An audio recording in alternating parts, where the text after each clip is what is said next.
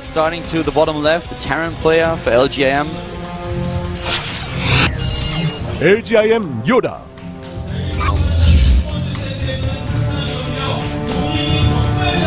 YoDa with the victory in game number 2 after he lost the initial game against the Protoss to the top right. Here we have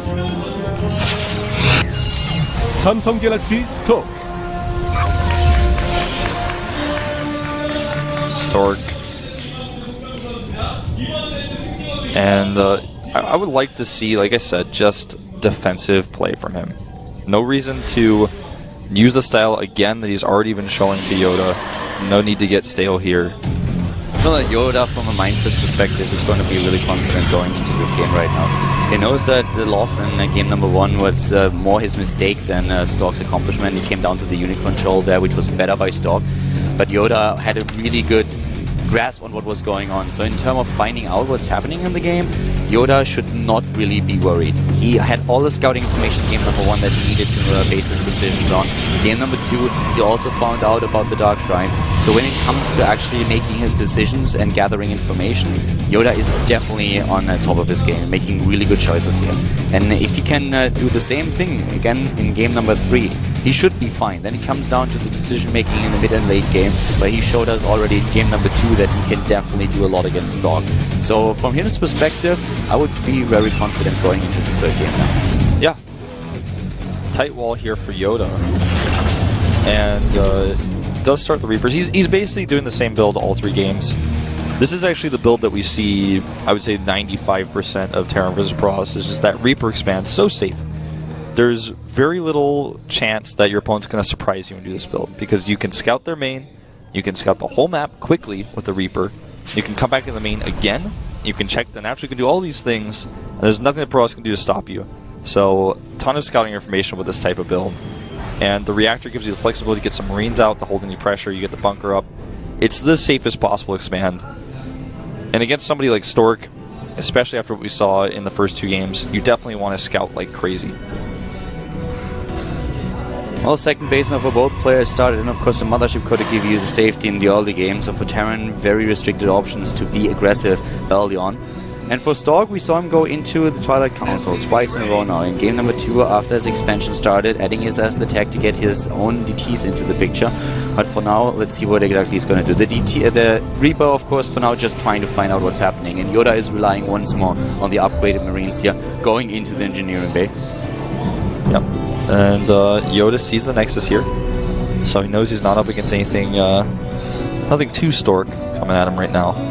And he's just continuing to get the, just putting his production out there, like you said. And a quick robot here from Stork, I like it. So it's going to add the 2 gates, and we're going to see a very defensive game from him. He's not doing anything too crazy this time. Well, I suppose he could still do an Immortal push. Yeah, he could. I'm not putting it past him. No, definitely not. But this is from the opening that he chooses. It's the most passive one that we've seen so far. No initial aggression right away, and also from the tech choice, he has now options. He doesn't have to go into the Immortal push. He can just play it safe for now. I'm very interested to see how YoDa is going to play it. I feel that with the Medivacs, once again, he's just trying to do a bit of aggression here. We do not have anything else. Just waiting with the Marines now on the top, trying to find out if there is some other unit moving in. Maybe once again Stargate used at some point, but there's just nothing coming his way, not even the Mothership core. Yeah. And a Forge is going down here for Stork. Looks like we really are going to see just a passive game from him. Good Stalker micro here. Getting some scouting, getting some poking. And starts an Observer. And the Reaper will see this. So again, that one Reaper that you can make with this build is just so incredibly good. Just so easy to get all the information. Even going to get a probe here. Yeah, maybe even the second one if it continues like this. Close, no, not quite. Moves out again. But yeah, he sees at least what's going on in the main base. And most of all, he sees that there is a forge. He sees that the buildings are there. He sees that there is no really fast timing that he has to be worried about. So he gets the scouting information as he did in game number 1 and game number 2. And he himself is already on the way to get a bit of a lead in the upgrades. Could actually does not really see the Observer here. Doesn't go for a scan. Might also not happen. Be careful about that Marauder. No concussive shells, but he's going to have to use an overcharge if there's a commitment here.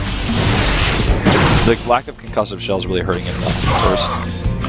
Nobody's getting concussive shells early anymore in this matchup just because of the overcharge, but he could have gotten a Stalker or two. But the control here is much better for Stork.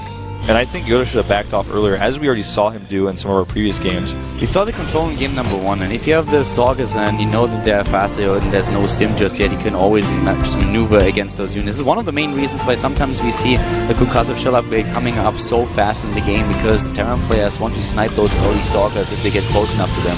A simple Marauder will already do the trick, but at the same time it means that you are delaying your stim a bit, so depending on the strategy that you choose, it is a bad choice. But right now, you would have been happy to just have this upgrade with a single Marauder in the mix. Yeah. He considered sniping that Observer. He definitely saw it.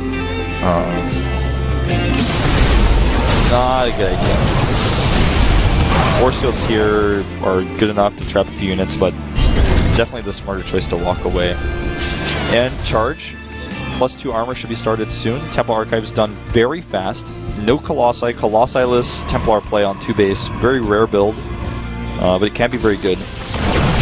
And once Stim finishes, he's going to have a problem. Stim is done, in fact, so he's going to be careful with those Stalkers. Good scan here, sees everything. That's the one thing that I really like about YoDa in the entire series. Also in the first game, he was not afraid to just drop a scanner and find out what exactly is going on. It was actually game 2 when he game 1 when he saw the Twilight Council and reacted after this. So for him, it's all about like having the information, and that is really what gave him this position. And also what I talked about earlier in the game. I feel that he really wants to base everything that he does on the information that he gathers, and as long as that is granted, he's feeling pretty safe here, and he should. He's going into the 3rd base right now, still a little bit behind in the Harvest account, but of course he's making up for this with just the sheer number of mules. What we have this time on the other hand for Stork is a complete switch. He's going straight into the Storm here. And I'm curious to see if this is something that YoDa will counter with his own Ghost Academy. By the way, I think that Templar has been in the Warp Prism for a while. I think he's actually going to do a Storm drop. I think if he waits here until Storm is done, he will do a Storm drop. Uh-oh, the unit's out of position though, and now suddenly we have the Marines in the main base, and one Fallen is probably not all that's going down here. The Photon Overcharge baited out. And this is just such a great tool. The Mothership Core is so amazing for a Protoss player. A factory did spot the Warp Prism, so he's flying it away from the Viking. Nice, the Zealot here. Oh, so nice. That was really good for him. That delays the command center for quite some time. Drops in the main considering coming back, but they're not. Yeah, there are units in position, and especially with the high Templars ready for the feedback, you don't really want to do that. Most likely not being able to snipe them, but even just losing the healing ability is an issue. And as just highlighted, the Storm upgrade is done, so Storm on the dropped Marines would have done the damage as well. Ooh, he might intercept these drops. Let's see if YoDa pays attention to the minimap. Yeah, he sees it. Very similar to what we saw earlier with the Warp Prism in game number 2. And both of them, for a second, they're not knowing. And it's just crazy. He has to run, but he wants to rejoin with his forces to the middle of the map. On the other hand, that Storm drop is going to the 3rd. Yeah, Warp Prism is on the way. Here comes the Storm moving in. Ghost Academy is not completed yet. The Warp Prism for Stork to the top left starting to move in as the Medivacs go for the Afterburners and head towards the 3rd. Here we go. Storm on the SCVs. Not a whole lot of SCVs here, but a Storm drop in general, pretty flashy coming out from Stork. He's going for the Nexus, and he should get it. Not quite with all those Storms, I don't think he will. The Storms are there and immediately making him move back, so for now Stork saves the Nexus without a problem. Only the shields gone, not even those. Yeah, and he held that, and I don't know, YoDa just seems to be struggling to get damage done. Maybe you should think about taking a 4th base, because as a Terran player in Heart of the Storm in the current metagame, taking a 4th base is usually something that you never consider against Protoss. But he's just having so much trouble attacking directly and picking Stork apart. Stork's defense is impeccable this game. And upgrade-wise, he's getting further ahead as well. This is a very scary moment for YoDa as he has to make some tough decisions. Chargers moving in, the first Storm actually working against the Zealots instead of against the Terran player. Nice split so far by YoDa in this game. The feedback's going off, making sure that those Medivacs are not going to accomplish too much here. And Still YoDa trying to pose on the map, trying to just draw these forces out, and a couple of zealots always charging in, but immediately being sniped. Nice stutter step micro here by the Terran player. Yeah, really good micro here from YoDa. He's actually just turning this battle around with his micro. Notice how the supplies swapped drastically after that fight just because he microed so efficiently against the zealots. There were no storms, and you know, some of his charges were not the best. You know, it's hard to talk about charge, I guess, you know, exactly how to control that and what's the best way to do it, but some of his charges were not, you know, as good as they could have been. The big issue is that we only have a single observer in the game for Stork, and personal cloaking is about to be done, and once that's the case, the next fight might be crucial, since the observer is in the main base and not with the army. So if those ghosts get close enough to the High Templars for the snipes, then the next fight might be the deciding one after the cloak upgrade. Yeah. He's going to have to, at the very least, do some really good storms on those cloak ghosts. You know, he actually has enough army to the bottom to kill this force if he catches it. Stork, that is. That was crazy snipe right there. He's going to catch this easily, and his Stalker's on the wrong side, though, so he should actually be able to do some damage here and then boost away to the south. This time he's trying, and he's making it work. He gets away with one of the medivacs. Nice snipe on the Nexus. And now we have once again the situation that appeared on Belgia with 2 bases against 3. So right now, or 1 base up at least, right now Stork is kind of forced to do something, and he's moving out, he's trying to be aggressive, but he's gonna run into those ghosts and he doesn't know about them. Yeah, and they have cloak. There's still only the one observer in the main base of YoDa. He's going to need that.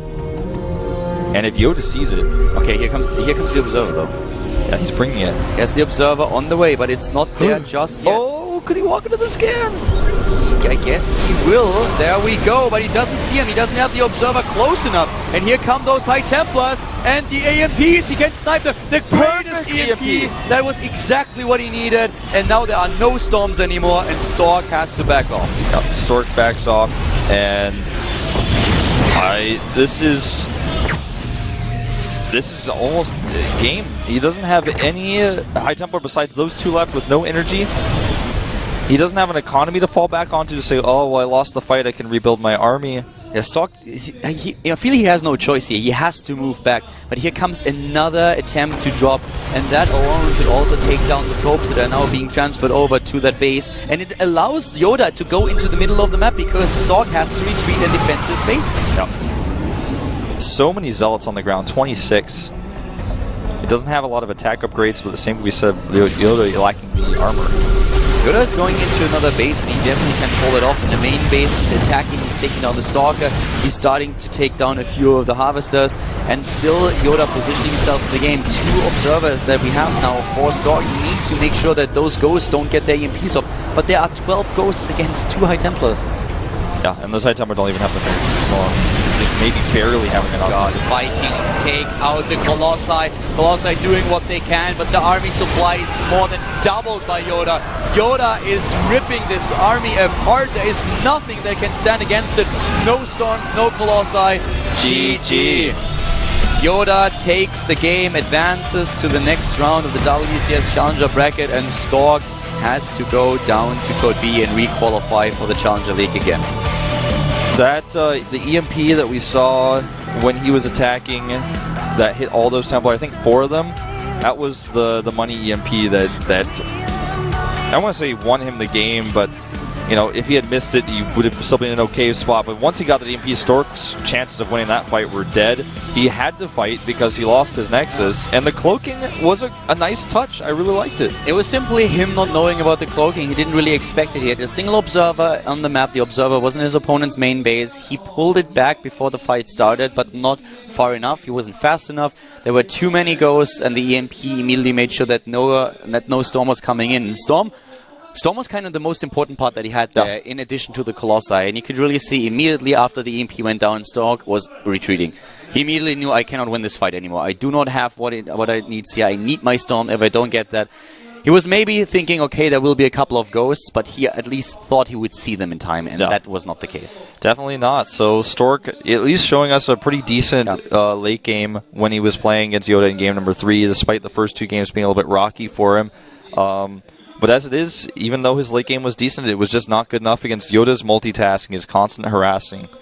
Yeah, the game therefore goes to YoDa, who advances to the second round of the Challenger League. And we have a last game left for the day here at the Challenger League. Last best of 3 that will of course happen after a short 5-minute break. And we'll be back here at the WCS Challenger League in Korea. See you guys in a few.